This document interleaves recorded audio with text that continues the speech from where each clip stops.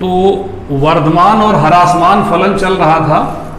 इसमें मैं आपको आज आगे बताऊंगा प्रश्नावली 6.2 में। देखिए 10वां क्वेश्चन,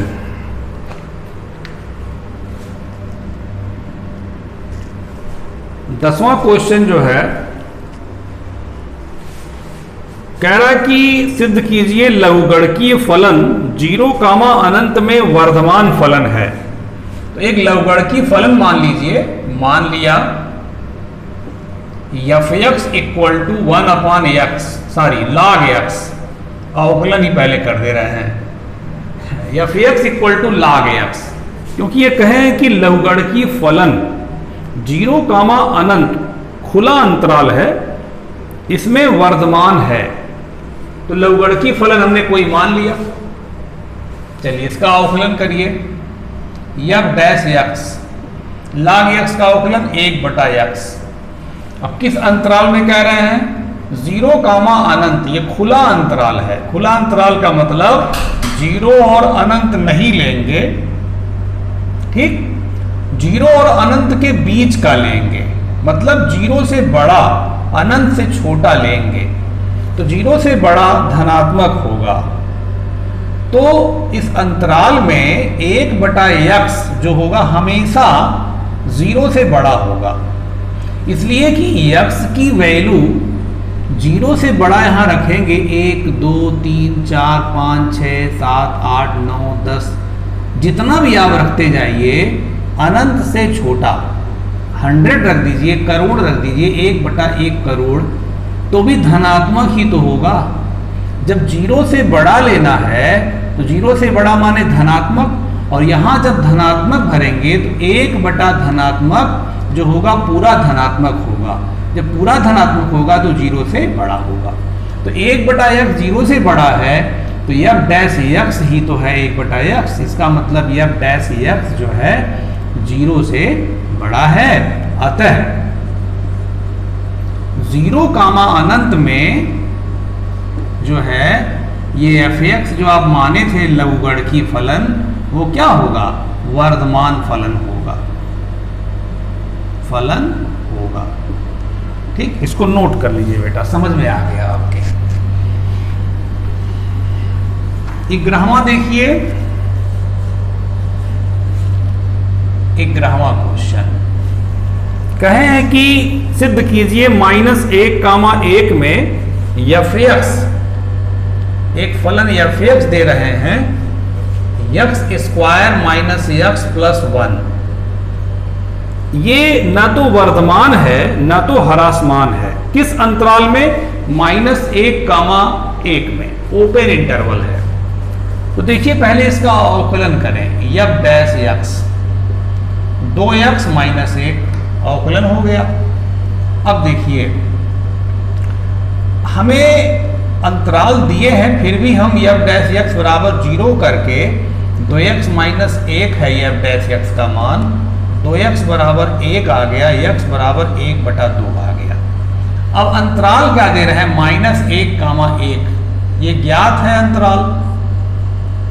तो -1 और +1 के बीच में ही तो 1/2 पड़ेगा, है? जैसे ये आपका -1 है और ये 1 है, तो बीच में ही तो, कहीं बीचों बीच नहीं कह रहे हैं, मतलब कहीं 1/2 ये पड़ेगा, ठीक है, 1/2। तो अब देखिए दो अंतराल आपको मिल गए, -1, 1/2 एक अंतराल और दूसरा अंतराल 1/2, 1। अब इसमें देखिए f'(x) का चिन्ह है कि नहीं, ये अंतराल हो गया। f'(x) का चिन्ह देखिए,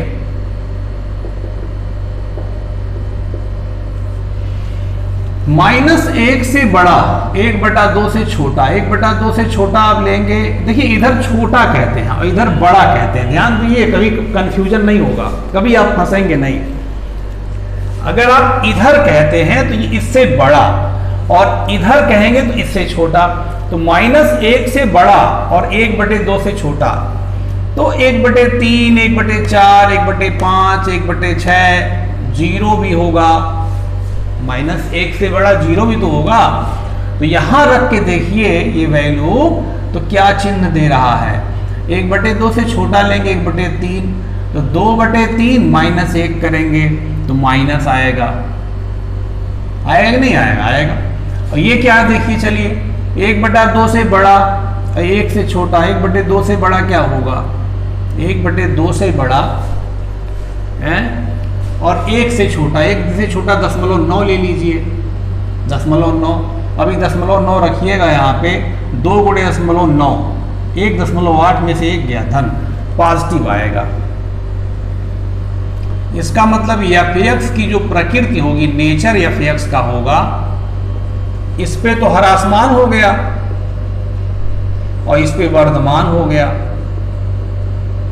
तो इनका ये कहना है कि -1,1 में सिद्ध करिए फलन f(x) न तो वर्धमान होगा न तो ह्रासमान होगा। तो सिद्ध तो हो गया, इसलिए हो गया सिद्ध कि आधे अंतराल में ह्रासमान आ रहा है, आधे अंतराल में वर्धमान आ रहा है। तो पूरे अंतराल में आप नहीं कह सकते ह्रासमान होगा, केवल ह्रासमान होगा, नहीं, या केवल वर्धमान होगा, नहीं कह सकते, क्योंकि आधे में ह्रासमान आधे में वर्धमान। तो पूरे अंतराल में क्या होगा?